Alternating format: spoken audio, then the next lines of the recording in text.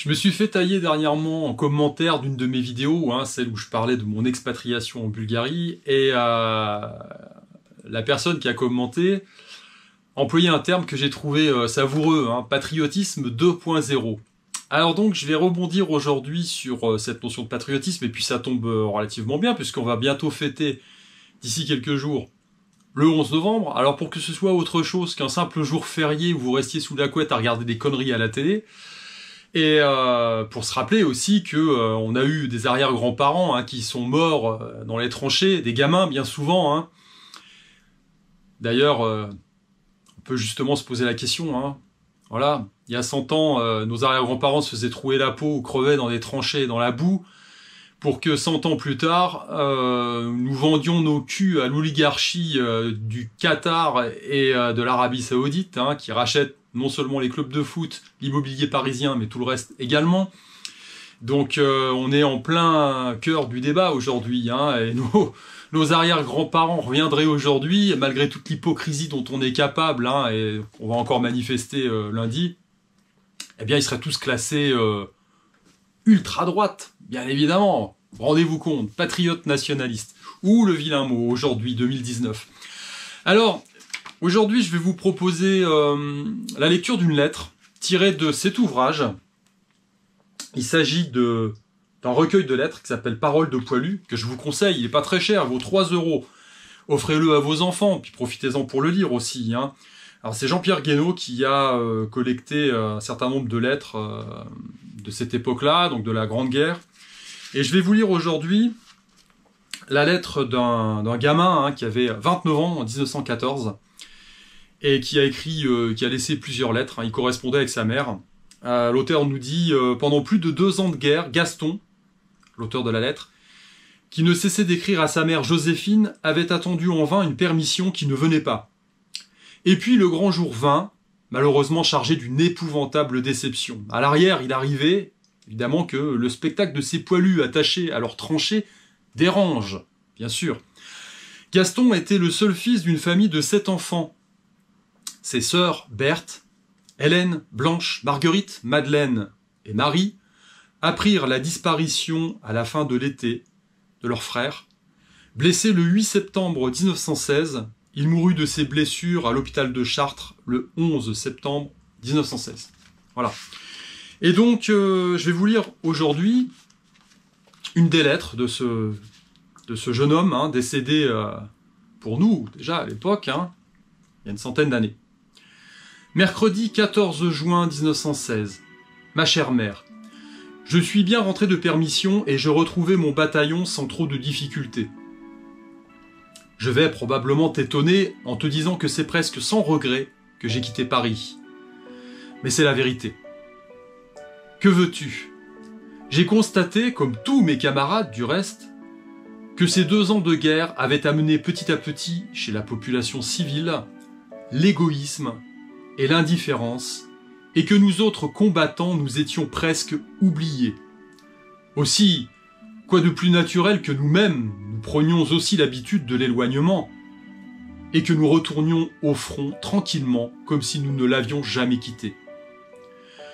J'avais rêvé à mon départ en permission que ces 6 jours seraient pour moi 6 jours trop courts de bonheur, et que partout je serais reçu les bras ouverts. Je pensais, avec juste raison, je crois, que l'on serait aussi heureux de me revoir, que moi-même je l'étais à l'avance à l'idée de passer quelques journées au milieu de tous ceux auxquels je n'avais jamais cessé de penser. Je me suis trompé. Quelques-uns se sont montrés franchement indifférents. D'autres, sous le couvert d'un accueil que l'on essayait de faire croire chaleureux, m'ont presque laissé comprendre qu'ils étaient étonnés que je ne sois pas encore tué. Aussi tu comprendras, ma chère mère, que c'est avec beaucoup de rancœur que j'ai quitté Paris. Et vous tous, que je ne reverrai peut-être jamais. Il est bien entendu que ce que je te dis sur cette lettre, je te le confie à toi seul, puisque, naturellement, tu n'es pas en cause, bien au contraire. J'ai été très heureux de te revoir et que j'ai emporté un excellent souvenir des quelques heures que nous avons passées ensemble. Je vais donc essayer d'oublier, comme on m'a oublié, Ce sera certainement plus difficile, et pourtant j'avais fait un bien joli rêve depuis 2 ans. Quelle déception. Maintenant je vais me sentir bien seul. Puissent les hasards de la guerre ne pas me faire infirme pour toujours, plutôt la mort. C'est maintenant mon seul espoir. Adieu, je t'embrasse 1 million de fois de tout cœur. Gaston. Alors vous voyez déjà qu'à l'énoncé des prénoms, 1916, Berthe, Marie, Madeleine, Joséphine, Gaston, eh bien on est loin de 2019, on est loin de Kevin, Dylan ou Karim.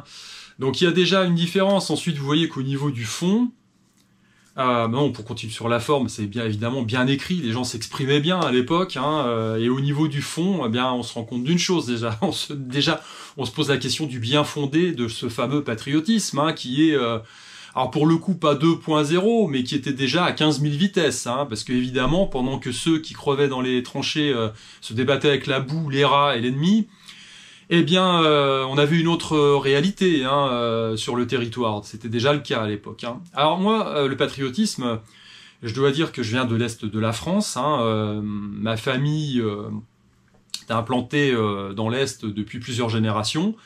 J'ai mon arrière-grand-père qui a combattu dans les tranchées, qui a fait Verdun, qui a eu la Croix de guerre. J'ai mon grand-père, donc son fils, qui a devancé l'appel pendant la Seconde Guerre mondiale pour aller se battre pour le pays, et j'ai mon autre grand-père qui a fini aussi, qui était parti combattre et qui a fini prisonnier pendant 4 ans en Prusse orientale, donc le patriotisme on connaît. Alors évidemment, eh bien mes ancêtres ne possédaient pas l'information dont je dispose aussi, moi, aujourd'hui, et le recul également, parce que effectivement, quand on se dit patriote, ça sous-entend un certain nombre de choses. Déjà, on se bat pour un pays, pour l'idée qu'on en a, qu'on s'en fait. Et puis, il y a une notion importante, c'est de se dire, est-ce que je serais capable de risquer ma vie et de la perdre pour ce pays? Voilà. Alors, vous avez plusieurs façons d'être patriote. La première, c'est d'enfiler un uniforme. Et puis de vous dire, je défends la France. Voilà, donc bon, vous êtes dans votre confort intellectuel, mais quelle France? Moi, ma France, c'est celle-là. C'est pas celle d'aujourd'hui. Voilà, vous allez vous battre pour qui? Pourquoi? Vous allez vous battre pour les, je sais pas moi, les milliers d'enfants soldats érythréens financés par Soros et importés par l'oligarchie pour vous disrupter. Vous allez vous battre pour les gens qui ne se disent français que lorsqu'ils vont appointer à la sécurité sociale. Vous allez vous battre pour justement cette oligarchie là qui vous utilise. Difficile, et puis quand vous êtes de l'autre côté, vous allez vous dire, non, moi je vais manifester sur les ronds-points, donc vous servez de cible pour la milice de cette fameuse oligarchie à nouveau. Donc bon, moi personnellement je trouve l'efficacité assez limitée, et puis après, oui, si vous avez une idée un peu surannée de la France, de l'époque de Gaston, Joséphine et Marie, cette France qu'on vend, cette France Amélie Poulain qu'on vend aux Chinois qui viennent consommer sur le territoire, il suffit d'ouvrir ses volets, d'observer, de se documenter un peu, et puis de se dire que elle est morte cette France-là. Voilà. Donc bon, ouais, si c'est ça être patriote, moi je doute fortement de l'efficacité. Alors pour moi, elle passe déjà cette notion par une réflexion, et ensuite par se dire, ok, il faut être dans le combat, mais dans le combat intelligent.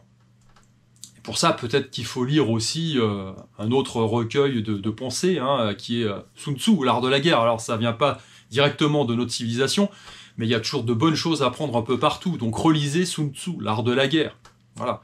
Vous éviterez déjà de vous exciter sur des vidéos YouTube ou de vous gaver de commentaires un peu haineux, pour commencer à réfléchir et vous dire comment je fais, concrètement. Voilà. Alors, comme dit, pour moi, les 2 premières options ne sont pas vraiment des options.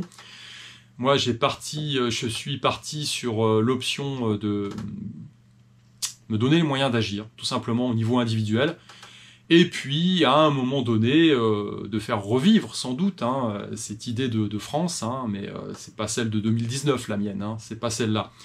Alors maintenant, effectivement, voilà, moi aussi, je suis un combattant, je sais ce que c'est que le courage physique. Alors évidemment, je me bats pas dans la rue, je suis pas un voyou, mais j'ai déjà fini à l'hôpital après un combat, donc je sais ce que c'est. Donc combattre, oui, mais sous certaines conditions. Quand j'aurai identifié un chef, un vrai, qui sera en corrélation avec mes idées, eh bien ce chef-là sera capable de sortir son épée, hein, l'épée au clair, il foncera vers l'ennemi devant, comme ça se faisait pendant le Moyen-Âge, hein, voilà. Skin in the game, voilà, et suivre quelqu'un qui est capable lui-même d'endosser les risques de son engagement, et y compris physiquement. Ça me paraît, dans mes échelles de valeur, ça me paraît être fondamental, hein, quand on parle de la force, de l'honneur, il y a aussi le courage physique. Voilà, donc ça c'est un marqueur important. Maintenant, pour ce qui est du jour, eh bien donnez-vous les moyens d'agir. Quand vous servez de cible, vous n'êtes pas dans une véritable action, puisque vous avez peu de chances d'aboutir à quelque chose de concret. Quand vous portez un uniforme français, bon, je doute aussi un petit peu de l'efficacité du truc, hein. Voilà, donc ça passe par la réflexion dans un premier temps, et dans un deuxième temps, par une capacité à agir au niveau individuel. Je suis désolé, je sais bien qu'en France, on aime bien parler toujours du collectif, hein, évidemment, hein, c'est liberté, égalité, puis la fraternité, hein, on est encore une fois dans l'hypocrisie. Toute notre histoire montre que ce sont toujours des individus qui sont à l'origine des grandes choses et des plus mauvaises, hein, parce qu'ils amènent avec eux, ils aspirent avec eux toute la masse des gens qui vont les suivre à ce moment-là.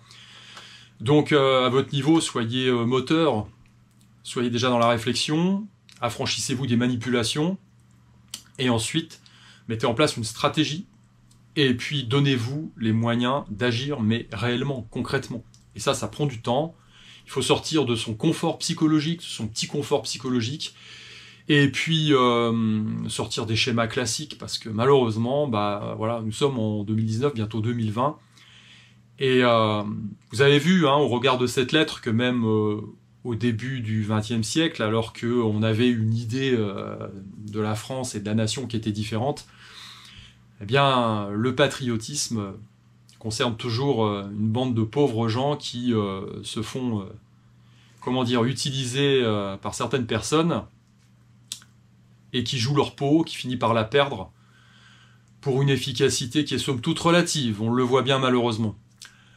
Allez, sur ce, je vous dis à plus sur une prochaine vidéo.